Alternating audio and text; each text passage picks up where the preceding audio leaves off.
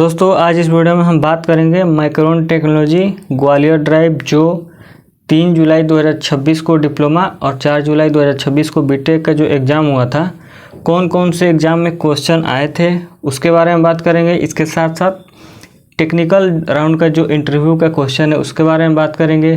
किस ब्रांच के लड़के से कैसे क्वेश्चन पूछे गए थे, मैं आपको 3-4 ब्रांच का इंटरव्यू क्वेश्चन आपके सामने लेके आया हूँ। इसके साथ साथ काफ़ी सारे आपको डाटा देने वाला हूँ। कितने शॉर्ट लिस्ट हुए, कितने एग्ज़ाम क्वालिफाई किए, कितने इंटरव्यू क्वालिफाई किए, उनका CGPA क्या था, हर एक चीज़ आपके साथ मैं शेयर करने वाला एक छोटी सी वीडियो में।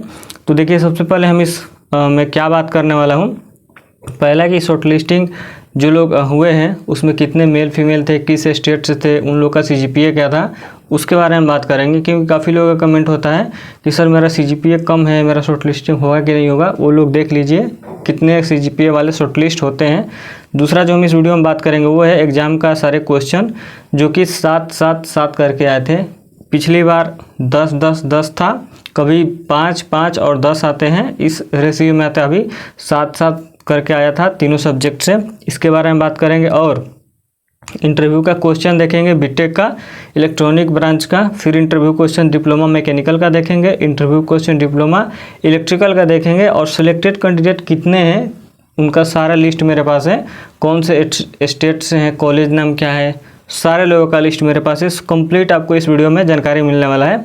तो आइए स्टार्ट करते हैं। सबसे पहले बात करेंगे, इसमें जो है डिप्लोमा के लिए 937 स्टूडेंट शॉर्टलिस्ट हुए थे एप्लीकेशन फॉर्म में, जिसमें से 821 मेल और 116 फीमेल थी और टोटल 15 स्टेट के स्टूडेंट सेलेक्ट हुए थे और सिर्फ 2026 बैच वाले इसमें सेलेक्ट हुए थे। क्योंकि इन्होंने एप्लीकेशन फॉर्म में भी लिखा था ये सिर्फ 2026 बैच वालों के लिए ही है। आगे का देखिए CGPA हम आपको एक्सप्लेन करते हैं, आप लोग का डाउट यहाँ से क्लियर हो जाएगा।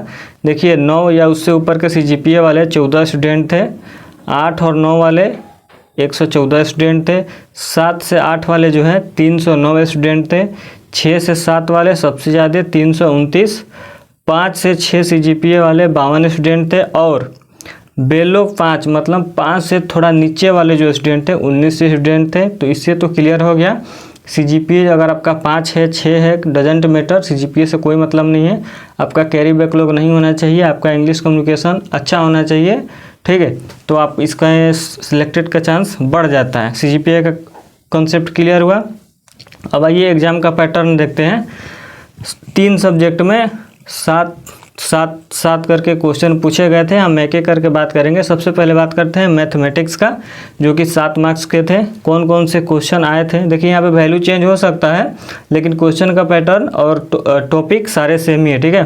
पहला क्वेश्चन ये पूछा गया था, डिप्लोमा का मैं बता रहा हूँ, क्लॉक प्रॉब्लम था, ये टॉपिक है। 8-4 o'clock what is the angle between the hour hand and the minute hand. 4 बजे, जब 4 बजता है तो मिनट और घंटे की सुई के बीच का एंगल बताना था। यहाँ पे 120 डिग्री है। यहाँ पे सारा मैंने एक्सप्लेनेशन भी दिया है आंसर के साथ, यहाँ से आप इसे समझ सकते हैं। और आपको डीपली में जानकारी चाहिए तो टॉपिक भी मैंने आपको बता दिया है। आप जाइए यूट्यूब करिए और अपना प्रिपरेशन जारी रखिएगा। दूसरा क्वेश्चन रेशियो एंड प्रोपोर्शनल से था।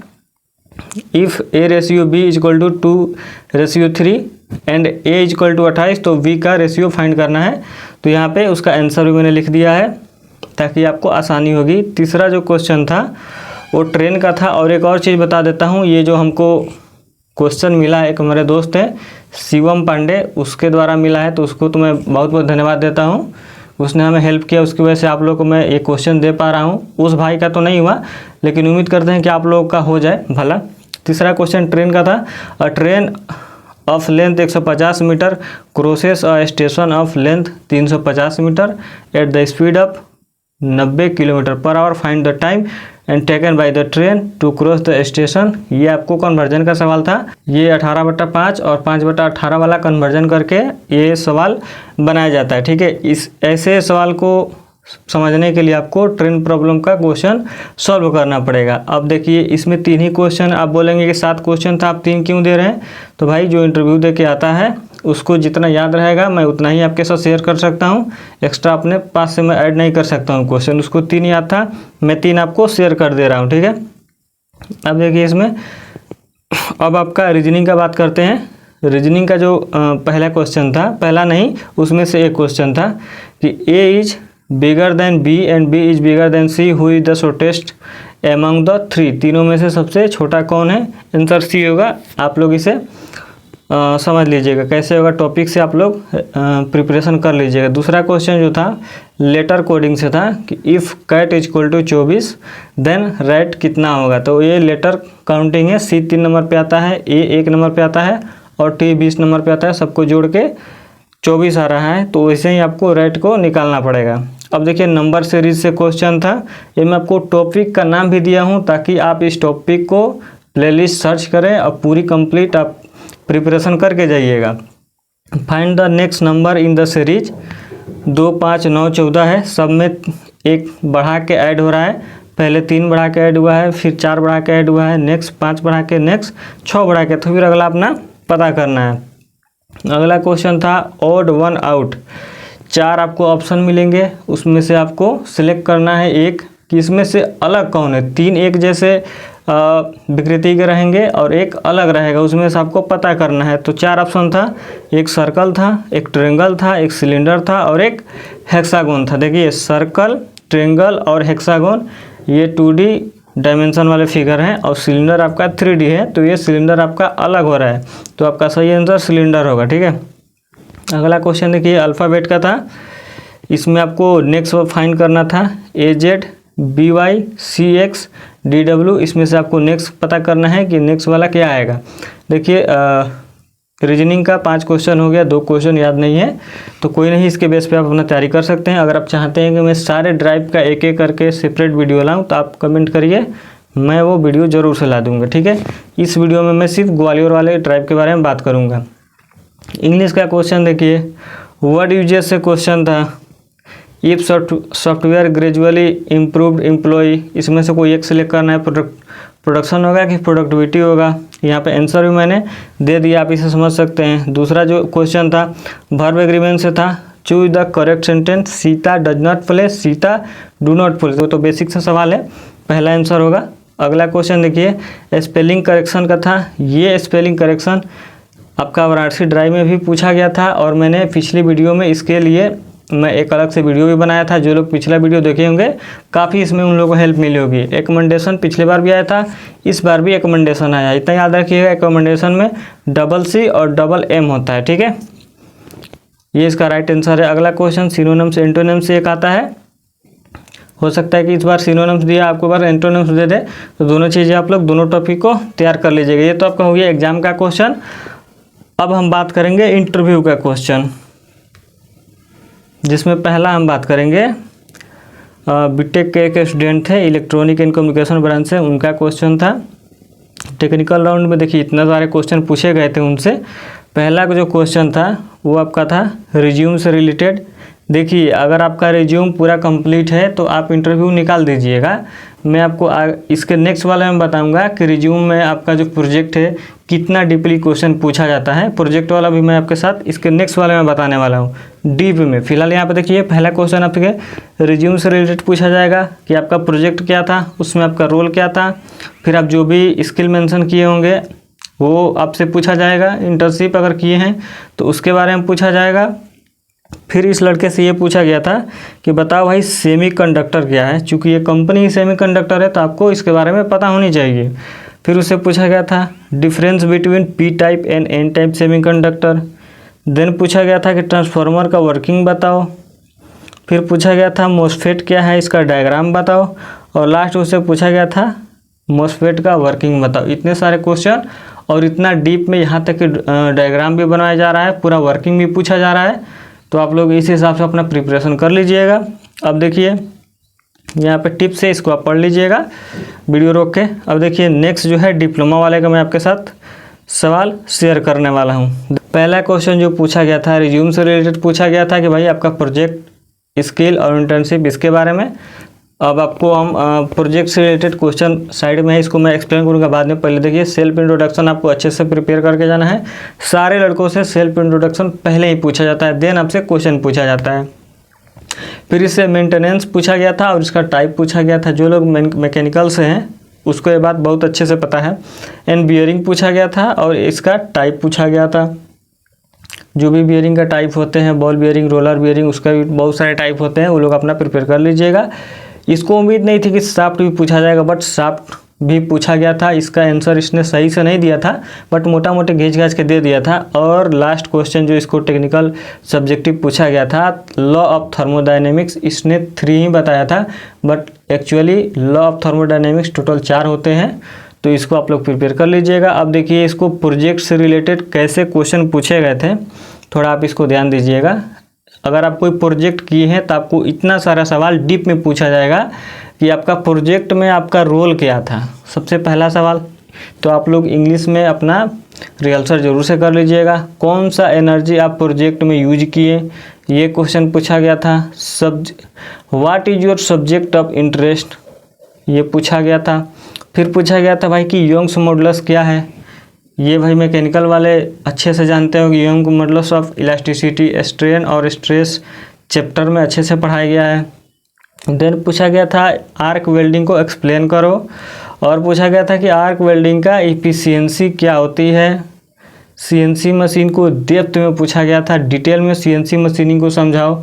कंप्यूटर न्यूमेरिक मशीन होता है, डेप्थ में पूछा गया था। और मैन्युफैक्चरिंग सब्जेक्ट से रिलेटेड क्वेश्चन पूछा गया था। ये तो हो गया मैकेनिकल वाले का। देखिए हर लड़के से अलग अलग इंटरव्यू में क्वेश्चन पूछा जाता है। एग्जाम का क्वेश्चन भले ही सेम हो, बट इंटरव्यू का क्वेश्चन अलग रहता है, ठीक है। उस हिसाब से आप प्रिपेयर करके, जो गुजरात में निकला है अहमदाबाद और सूरत ड्राइव, वहाँ पे आप लोग जाएंगे और अच्छे से अपना इंटरव्यू देंगे। अब देखिए हम बात कर लेते हैं आगे। यहाँ पर टिप्स है, इसको आप लोग ज़रूर से पढ़िएगा वीडियो रोक के। अब देखिए अब हम क्वेश्चन देखने वाले हैं डिप्लोमा इलेक्ट्रिकल इलेक्ट्रॉनिक वाला। इसमें जो क्वेश्चन पूछा गया था वही लड़के से पूछा गया था जिसने हमें एग्ज़ाम का सारे क्वेश्चन दिया था, दीपक भाई ने, ठीक है। उसका जो पहला क्वेश्चन पूछा गया था इलेक्ट्रॉनिक सर्किट, दूसरा C and embedded programming, telecommunication system, embedded system और नेटवर्क एंड कम्युनिकेशन। अब आप बोलेंगे सर ये सब उससे क्वेश्चन क्यों पूछा गया था इतना डीप में, तो भाई उसके रिज्यूम में मैंने देखा और उसने बताया भी, उसके रिज्यूम में सारी चीज़ें स्किल में उसने मेंशन कर रखी है। तो रिज्यूम में आप जो भी स्किल में मेंशन करोगे सारी चीज़ें आपसे पूछी जाएगी, उस हिसाब से अपना रिज्यूम बनाना या उस हिसाब से अपना तैयारी करना। ये सारी चीज़ें उसने रिज्यूम में मेंशन की थी, इसलिए उससे पूछा गया था। अब प्रोजेक्ट वाला भी सवाल देख लेते हैं। इलेक्ट्रिकल का बंदा था ये दीपक, इससे प्रोजेक्ट से क्या क्या पूछा गया था, इतने सारे सवाल। पहला सवाल था, इसका जो प्रोजेक्ट का नाम था home automation system using VC02 module. इसका ब्लॉक डायग्राम और इसका एम पूछा गया था, ठीक है। फिर फीफो पूछा गया था। फीफो जो एक्सपीरियंस वाला बंदा है, कंपनी में काम किया है, ये उसको ही पता रहेगा। फर्स्ट इन फर्स्ट आउट, जो प्रोडक्ट पहले आता है वहीं पहले जाएगा, ये चीज़ें। इन्वेस्टमेंट मैनेजमेंट बेसिक कंसेप्ट पूछा गया था। वेयर हाउस का बेसिक कंसेप्ट पूछा गया था। इसका भी टिप्स वगैरह आप लोग यहाँ से देख सकते हैं। और ध्यान रखें क्वेश्चन हर कैंडिडेट के रिज्यूम और ब्रांच के हिसाब से वेरी करता है। ये लिस्ट रियल इंटरव्यू एक्सपीरियंस पर बेस्ड है, लेकिन एग्जैक्ट सेट अलग हो सकती है, आपसे अलग पूछा जा सकता है। इस हिसाब से आप एक लेवल पता कर सकते हैं कि किस लेवल से पूछा गया है। अब हम अपने फाइनल टॉपिक की ओर आते हैं, जिसमें सिलेक्टेड कैंडिडेट का पूरी लिस्ट देखेंगे हम लोग। तो देखिए इसमें जो लिस्ट दिया गया है वो ग्रेजुएट इंजीनियर टेक्नीशियन और मैन्युफैक्चरिंग एसोसिएट यानी कि डिप्लोमा और BTech दोनों सारे लोगों का यहाँ पे सिलेक्शन डाटा आपको मिल जाएगा। टोटल 45 लोग ही सिलेक्ट हुए थे, जो कि 275 या फिर 300 के करीब एग्ज़ाम में बैठे थे। फाइनल जो एग्ज़ाम में पास हुए थे क्वालिफाई, वो 100 से 110 हुए थे। और फाइनल इंटरव्यू में जो सिलेक्शन हुआ था सिर्फ 45 लोगों को हुआ है, BTech और डिप्लोमा सारे लोगों को मिला के, जिसमें से 11 सिर्फ BTech वालों का हुआ है। और डिप्लोमा में 34 स्टूडेंट सिलेक्ट हुए हैं, मेल फीमेल इसमें दोनों हैं, वो आगे आप पता कर सकते हैं। टोटल 6 स्टेट के स्टूडेंट इसमें हैं और टोटल 32 कॉलेजेज है। अब देखिए यहाँ पे मैं एक फ़िल्टर बनाया हूँ, काफ़ी मेहनत लगा है, एक लाइक ज़रूर से कर देना। यहाँ से आप चेकआउट कर सकते हो BTech का कितना, यहाँ पे 11, यहाँ पे आप चेकआउट कर सकते हैं। सारी चीज़ें यहाँ पे शोइंग हो रही है। अगर ऐसे ही आप डिप्लोमा का चेक करेंगे तो 34 है। यहाँ से स्टेट सेलेक्ट करेंगे तो जैसे भी कोई भी आप स्टेट सेलेक्ट करिए MP के, तो आपको 20 यहाँ पे कैंडिडेट मिल जाएंगे। यहाँ पे आप नाम, college, state, passing year branches वगैरह सर्च करके भी आप पता कर सकते हैं। जैसे मैं मान के चलो इलेक्ट्रॉनिक सर्च कर रहा हूँ, इलेक्ट्रॉनिक, तो इलेक्ट्रॉनिक में देखिए 24 स्टूडेंट सिलेक्ट हुए हैं टोटल 45 में से। सारे का यहाँ पे आपको डिटेल मिल जाएगा, कौन से कॉलेज से हैं, ब्रांच क्या है, नाम क्या है, पास आउट बीटेक है कि डिप्लोमा है, सारी चीज़ें आपको यहाँ से मिल जाएगी। काफ़ी सारे इसमें फ़िल्टर है। अगर आपको सिर्फ पता करना है कि एमपी से कितने हैं इलेक्ट्रॉनिक वाले, वो भी आपको मिल जाएगा। टोटल 17 है, सारी डिटेल आपको यहाँ से मिल जाएगी। इस तरीके का अपडेट पाने के लिए इंस्टेंट चैनल को सब्सक्राइब करके रखिए दोस्तों। हमारे अलावा और कोई भी आपको इतना फुल डिटेल, इतना डीप डिटेल कोई भी नहीं देगा यूट्यूब पे।